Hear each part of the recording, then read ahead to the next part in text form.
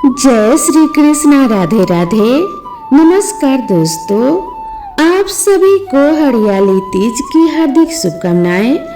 भगवान भोलेनाथ की कृपा आप सभी भक्तों पर सदा सर्वदा बनी रहे। हरियाली तीज भगवान शिव और माता पार्वती के मिलन की खुशी में मनाई जाती है। माता पार्वती ने कठोर तप करके शिव जी को पति के रूप में प्राप्त किया था। यह दिन उनके पुनर्मिलन का प्रतीक है और वैवाहिक प्रेम और समर्पण का संदेश देता है। सावन के महीने में जब प्रकृति हरियाली से भर जाती है तब हरियाली तीज मनाई जाती है। यह त्योहार प्रकृति की सुंदरता, ताजगी और जीवन में हरियाली लाने का प्रतीक माना जाता है।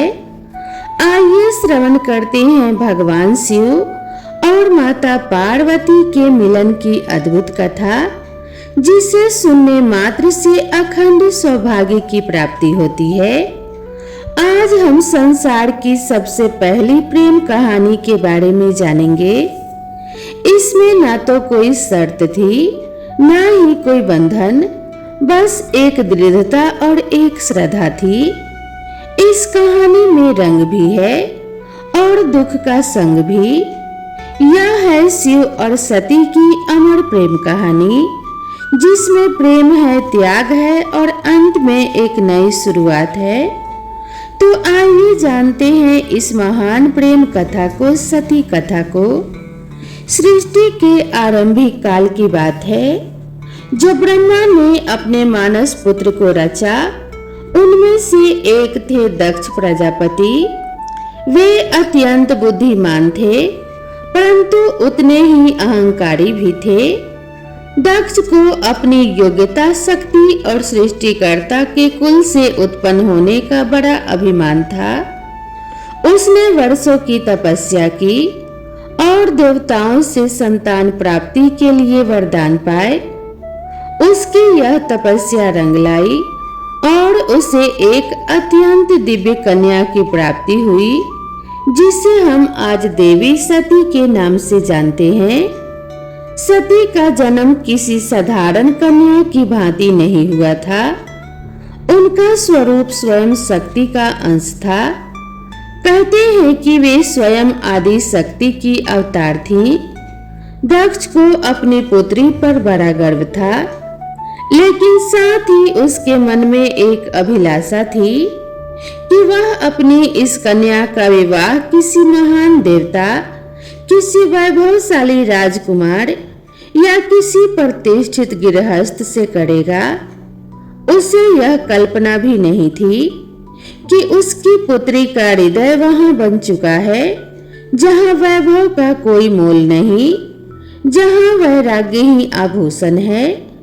देवी सती बचपन से ही विचित्र स्वभाव की थी। अन्य कन्याओं की तरह न तो उन्हें श्रृंगार में रुचि थी, न ही राजसी जीवन की भव्यता में। जब जब वे शिव की चर्चा सुनती या किसी ऋषि द्वारा शिव की महिमा का वर्णन होता, तो उनका हृदय गहरे भावों से भर उठता। शिव जो शमशानवासी हैं, जो मृग चर्म धारण करते हैं, जो भस्म रमाते हैं और सर्पों को आभूषण की तरह पहनते हैं, आम कन्याओं के लिए यह भय का कारण होता, पर सती के लिए यही शिव उनके अंतर मन में बस चुके थे। धीरे धीरे यह आकर्षण भक्ति में बदला और भक्ति प्रेम में।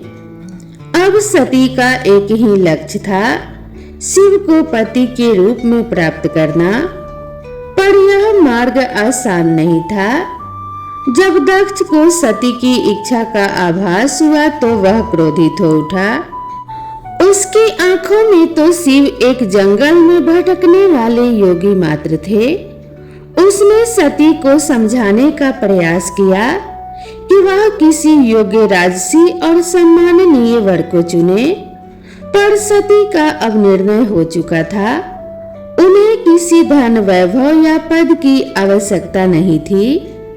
उन्हें चाहिए था वह परम पुरुष जो संन्यास में भी पूर्ण है, जो मौन में भी संपूर्ण है।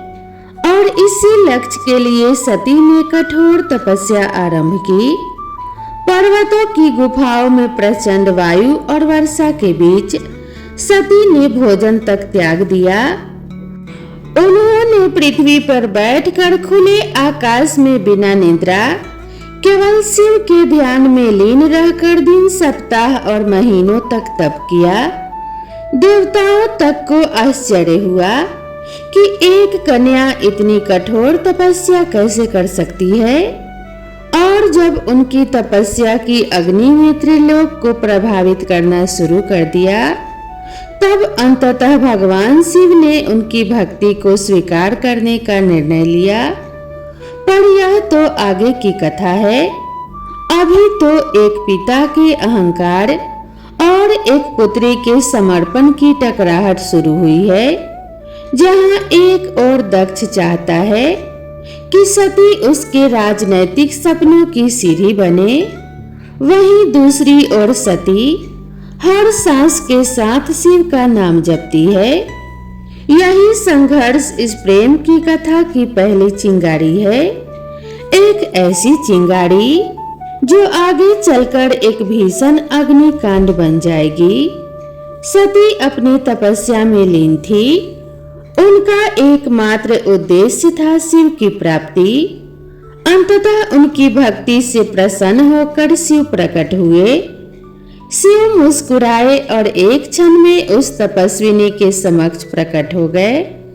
जैसे ही सती ने अपनी आंखें खोली, उनके सम्मुख भगवान शिव खड़े थे, वही जिनके लिए उन्होंने सब कुछ त्याग दिया था। शिव ने उनके तप, प्रेम और अटल श्रद्धा को देखा और कहा कि हे देवी, तुम्हारा प्रेम मुझे बाध्य करता है। आज मैं तुम्हें अर्धांगिनी के रूप में स्वीकार करता हूँ। इस वचन के साथ पूरे ब्रह्मांड में आनंद की लहर दौड़ गई। देवताओं ने पुष्पों की वर्षा की और फिर आया वह शुभ दिन, जिसका साक्षी स्वयं ब्रह्मा, विष्णु और सारे लोग हुए। शिव और सती का दिव्य विवाह। शिव बारात लेकर स्वयं कैलाश से निकले, पर यह कोई साधारण बारात नहीं थी। इसमें भूत, प्रेत, पिशाच, नाग, सिद्धयोगी, ऋषि, देवता सब सम्मिलित थे। शिव की सवारी नंदी थी। शरीर पर भस्म, जटा से गंगा, गले में नाग। यह स्वरूप देख सभी स्त्रियां भयभीत हो उठी, पर सती के चेहरे पर गर्व था। उन्हें अपने शिव पर गर्व था। वैभव नहीं, सत्य का स्वरूप थे वह। विवाह का आयोजन राजसी नहीं था, पर दिव्यता से भरा हुआ था। स्वयं ब्रह्मा ने मंत्रोच्चार किया, विष्णु ने कन्यादान किया और समस्त लोगों ने इस मिलन का स्वागत किया। यह केवल दो आत्माओं का नहीं, दो सृष्टि के मूल तत्वों का, शिव और शक्ति का मिलन था। लेकिन इस भव्य विवाह में एक स्थान रिक्त रहा। सती के पिता दक्ष प्रजापति वह नहीं आए, ना ही कोई संदेश भेजा, ना ही कोई आशीर्वाद, क्योंकि उनके लिए यह विवाह एक अपमान था, एक चुनौती उनके अभिमान को। उनके अनुसार यह मिलन योग्य नहीं था। और यहीं से प्रारंभ हुआ उस अग्निकांड का बीज, जो आगे चलकर पूरे यज्ञ को जला देगा। समय धीरे धीरे बीतता है।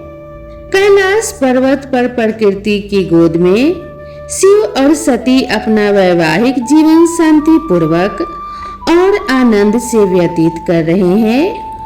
कैलाश की गुफाएं, मंदाकिनी की कलकल धारा और बर्फीली हवाएं सब साक्षी थी उस दिव्य प्रेम की, जो समय और शब्दों से परे था। लेकिन इसी बीच एक और स्थान पर कुछ और ही चल रहा था। राजा दक्ष अपने मन से शिव और सती के विवाह को अभी तक स्वीकार नहीं कर पाया था। हर बार जब कोई शिव की महिमा का गुणगान करता दक्ष की भौहें तन जाती। उसे लगता कि शिव ने उसकी पुत्री को अपनी योग्यता से नहीं किसी छल से प्राप्त किया है। वह अपनी सत्ता, अपना रुतबा, अपनी श्रेष्ठता सिद्ध करना चाहता था और उसी घमंड ने उसे एक विशाल यज्ञ के आयोजन की प्रेरणा दी। दक्ष ने यज्ञ का आयोजन बड़ी धूमधाम से किया। ऐसा यज्ञ जिसमें समस्त देवताओं, ऋषियों, सिद्धों और लोकपालों को निमंत्रण भेजा गया। ब्रह्मा से लेकर इंद्र तक हर कोई आमंत्रित था, परंतु एक नाम उसमें अनुपस्थित था, महादेव शिव का। यह कोई भूल नहीं थी, यह था दक्ष का जानबूझकर किया गया निर्णय। उसने शिव को निमंत्रण नहीं भेजा क्योंकि उसका अहंकार उसे यह स्वीकार करने नहीं देता था कि उसकी पुत्री ने इस योगी से विवाह कर लिया जो ना कोई राज्य रखता है, ना कोई वस्त्र और शमशान का वासी है। दक्ष को लगता था कि शिव को यज्ञ में आमंत्रित करना उसके सम्मान के विरुद्ध होगा। जब यज्ञ की तैयारियां चल रही थी, उसी समय सती ने इस आयोजन की बात सुनी। किसी ने उनसे कहा, माता, आपके पिता दक्ष ने एक महान यज्ञ का आयोजन किया है जिसमें सारे देव, ऋषि और ज्ञानी आमंत्रित हैं। वह तो आज पूरे ब्रह्मांड का ध्यान खींच रहा है। यह सुनकर सती का हृदय कांप उठा। उन्हें विश्वास नहीं हुआ कि उनके पिता इतना बड़ा आयोजन कर रहे हैं और उन्हें कोई सूचना नहीं मिली। कुछ समय तक वे चुप रही, शायद इस आशा में कि कोई दूत आएगा, कोई संदेश मिलेगा। लेकिन जब स्पष्ट हो गया कि शिव और उन्हें जानबूझकर बुलाया नहीं गया है, तब उनके भीतर कुछ टूट सा गया। एक और पुत्री का धर्म उन्हें पिता के यज्ञ में खींच रहा था, तो दूसरी ओर पत्नी का धर्म उन्हें शिव की मर्यादा का ध्यान रखने को कह रहा था। अंततः सती ने शिव से निवेदन किया, स्वामी, मैं उस यज्ञ में जाना चाहती हूँ। शायद यह कोई भूल हो और मेरा जाना उस विघटन को रोक सके। शिव ने सती की ओर गहरी दृष्टि से देखा। वह जानते थे कि यह आमंत्रण विहीन आयोजन एक साधारण यज्ञ नहीं है। उन्होंने शांत स्वर में सती से कहा, प्रिय, जहाँ सम्मान न हो वहाँ स्वाभिमान को लेकर जाना व्यर्थ है और मैं नहीं चाहता कि तुम उस यज्ञ में जाओ जो केवल क्रोध और घमंड से जल रही है। परंतु सती व्याकुल थी। उनके भीतर एक द्वंद्व चल रहा था। पिता और पति के बीच उन्होंने पुनः प्रार्थना की, प्रभु, मैं केवल एक पुत्री के रूप में वहां जाना चाहती हूँ। मैं पिता से बात करूंगी, शायद वह बदल जाए, शायद उनके मन का विष उतर जाए। शिव ने इस बार उन्हें अनुमति दे दी।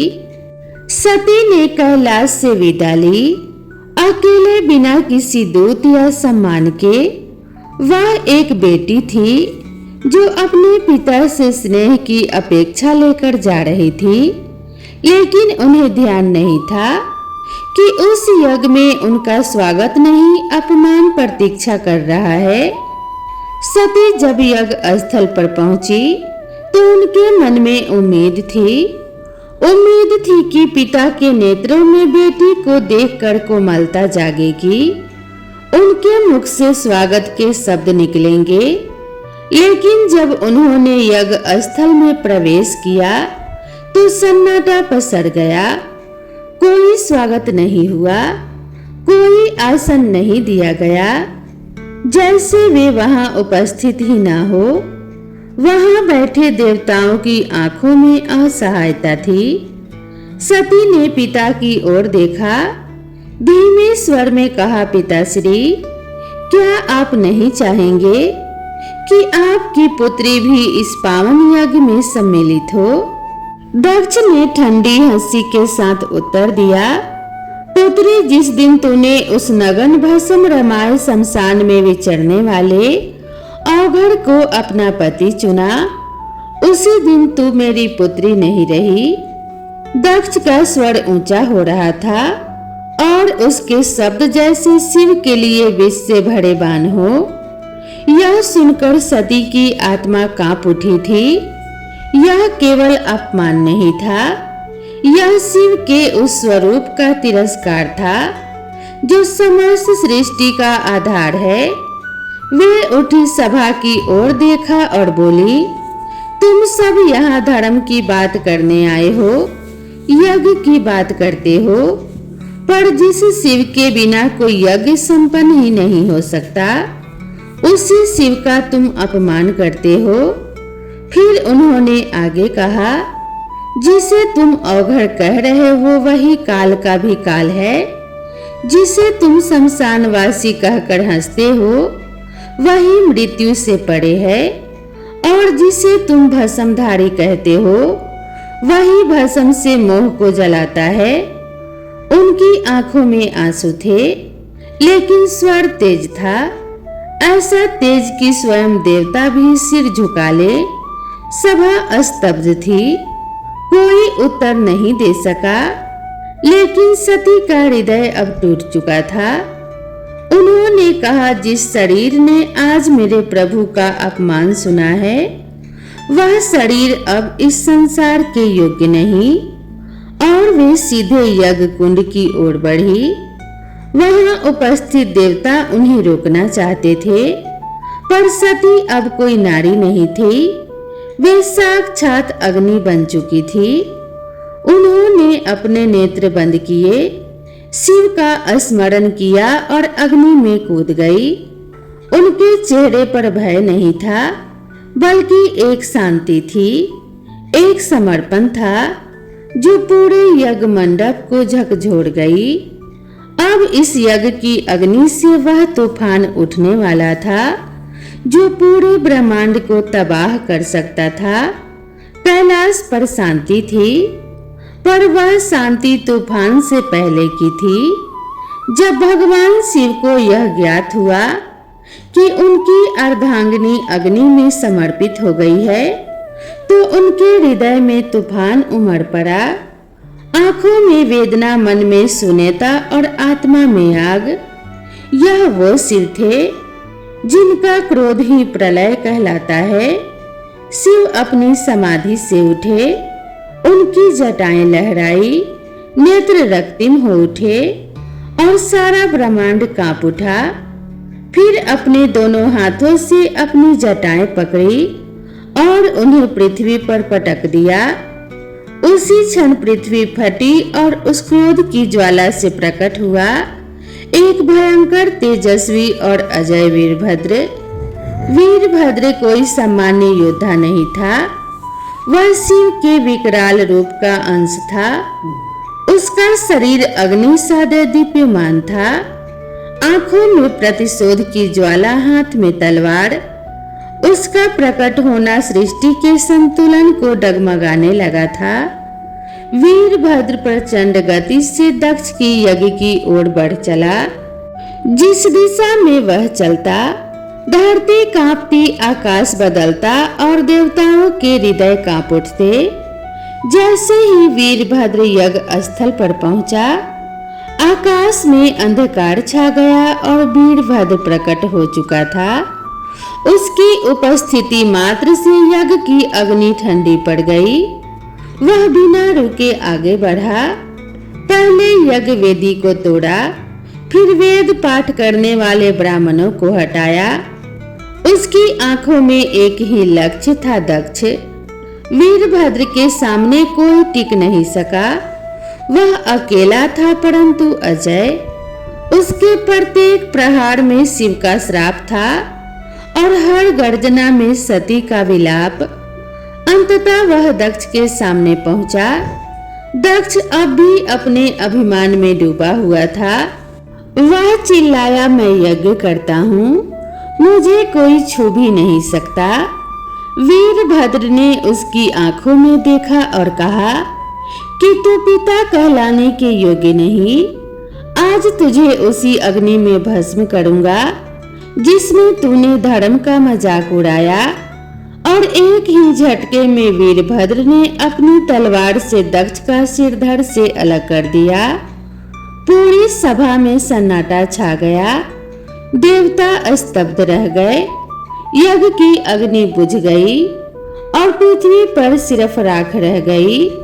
वो राख जो अहंकार, अधर्म और अपमान की अंतिम परिणति थी। वीरभद्र शिव की आज्ञा पूरी कर चुका था। जब महादेव यज्ञ स्थल पर पहुंचे, उन्होंने सती के जले हुए शरीर को देखा। वह दृश्य ऐसा था जिसने स्वयं काल को रुला दिया। शिव ने धीरे से कंपकपाते हाथों से अपनी सती को बाहों में उठा लिया। उनकी आंखों से आंसू बह रहे थे और फिर वह चल पड़े। शिव सती के शव को अपने गोद में लिए पूरे ब्रह्मांड में भटकने लगे। उस विरह में जो पूरे ब्रह्मांड को भयभीत कर रहा था, ब्रह्मांड असंतुलित होने लगा। देवता भयभीत हो उठे। यदि शिव यूं ही विलाप करते रहे तो सृष्टि का संतुलन टूट जाएगा, प्रलय आ जाएगा। तब सभी देवता भगवान विष्णु के पास पहुंचे और उनसे सृष्टि को बचाने की प्रार्थना की। तब विष्णु ने अपना सुदर्शन चक्र चलाया और जैसे ही सुदर्शन चक्र चला, उसने सती के शरीर को टुकड़ों में विभाजित कर दिया। शिव कुछ क्षणों के लिए रुके पर प्रतिरोध नहीं किया। यह सृष्टि के लिए आवश्यक था। जहां जहां सती के अंग गिरे, वहां दिव्य ऊर्जा फैल गई। पृथ्वी के वे स्थान शक्ति से भर उठे और वही बने शक्तिपीठ। यह कोई सामान्य स्थल नहीं थे। यह उस अमर प्रेम की गवाही थे जो शिव और सती के बीच था। यह थे वे स्थान जहां स्त्री शक्ति, प्रेम, बलिदान और भक्ति सब कुछ एक साथ साकार हुए। कुछ स्थानों पर सती की आंखें गिरी, कहीं उनका हृदय, कहीं उनके केश और कहीं उनके चरण। और हर स्थान एक केंद्र बन गया मां शक्ति का, जो हर रूप में पूजनीय हुई। कभी दुर्गा, कभी भैरवी, कभी भवानी। यही वे स्थान हैं जिन्हें आज हम कामाख्या, वैष्णो देवी, ज्वालामुखी, हिंगलाज और तारापीठ जैसे नामों से जानते हैं। इस प्रकार सती के वियोग से जन्मे यह शक्तिपीठ न केवल देवी के अंग हैं, यह उस प्रेम की शाश्वत उपस्थिति है जो आत्मा से आत्मा तक जुड़ता है। शिव अंततः हिमालय लौटे, पर वह ध्यान मगन हो गए। वर्षों तक एक चट्टान की भांति बैठ गए। समाधि में डूबे, न शब्द, न गति, न भावना, बस मौन और सती की स्मृति। काल की धारा आगे बढ़ती है, युग बदल जाते हैं, पर कुछ कहानियां समय की सीमाओं से परे होते हैं और सती की कथा उन्हीं में से एक है। वह प्रेम जो अग्नि में तपकर शुद्ध हुआ था, वह विरह जो तांडव बन गया था, उस अधूरी यात्रा को अब पूर्ण होना था। पर यह कहानी यहाँ समाप्त नहीं होती। प्रेम का सफर यहीं पर रुकने वाला नहीं था। जहाँ अग्नि ने प्रेम का रंग दिखाया था, वहीं से एक नई दास्तां का पैगाम आने वाला था। सती के बलिदान से जो प्रेम जला था, वही आग पार्वती के रूप में फिर से फलने वाला था। यह अंत नहीं, शुरुआत है। शुरुआत है एक अमर, अनसुनी और अनोखी प्रेम कहानी की। यह शुरुआत है शिव और पार्वती की। यह शुरुआत है एक नए युग की। हर हर महादेव, ओम नमः शिवाय। तो दोस्तों, यहाँ पर यह कथा समाप्त होती है। वीडियो पसंद आई हो तो वीडियो को एक लाइक जरूर करें और इसी तरह की नई नई कथाओं और नई नई कहानियों के लिए मेरे चैनल से जुड़े रहें। तो मिलते हैं इसी तरह की नई कथा और नई कहानी के साथ। भगवान भोलेनाथ और माता पार्वती की कृपा आप सभी भक्तों पर बनी रहे। इसी मंगल कामना के साथ आप सभी से विदा लेते हैं।